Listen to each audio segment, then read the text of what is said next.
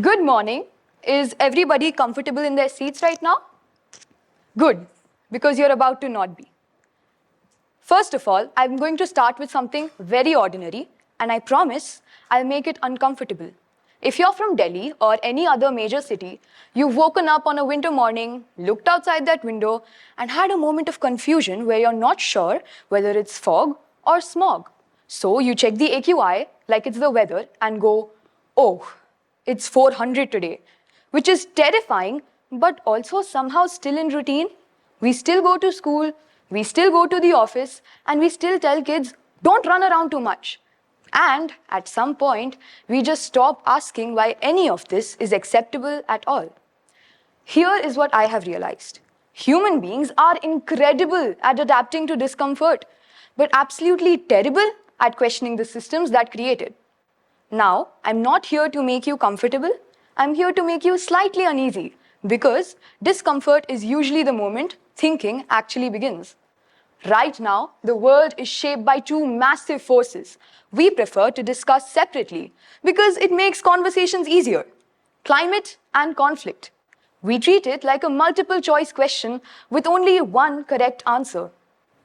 After years of sitting in Model UN, drafting heroic solutions to water scarcity, beautiful clauses like urges member states to considering the considerations of water sharing agreements, I've only ever seen one ending.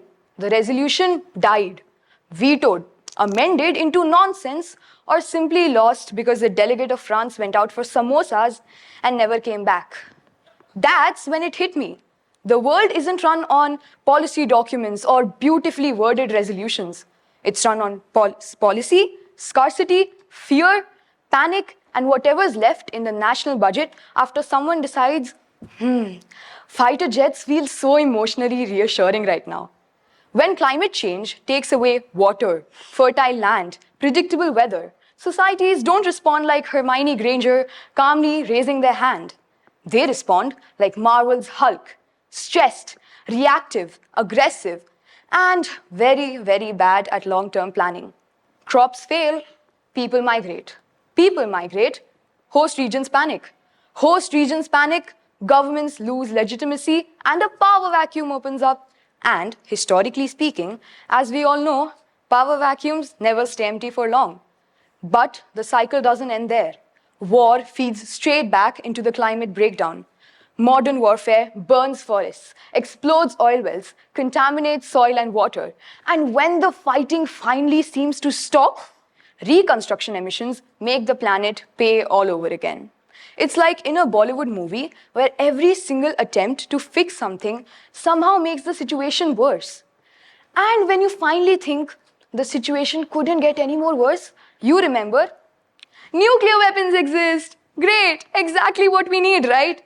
A single nuclear detonation can push enough soot into the upper atmosphere to block sunlight, crash global temperatures, and destroy harvests, creating nuclear winter, which isn't science fiction. Look, I'm not saying this to scare you all. Okay, well, maybe a little bit, but mostly I'm saying this because pretending not to be scared hasn't worked out in our favor. And this is where the conversation becomes deeply uncomfortable, especially for women. Women face the most amount of disproportionate insecurities because when climate stress turns into conflict, it always hits women first and the hardest. The problem here isn't the lack of data, it's us. Psychologists tell us humans are built to respond to immediate threats, not slow-moving disasters, which is why we fall into something called the normalcy bias, a belief that if something hasn't collapsed yet, it probably won't in the future, and optimism bias, which convinces us that somehow consequences will magically land on somebody else. Under long-term stress, a chemical called cortisol rises.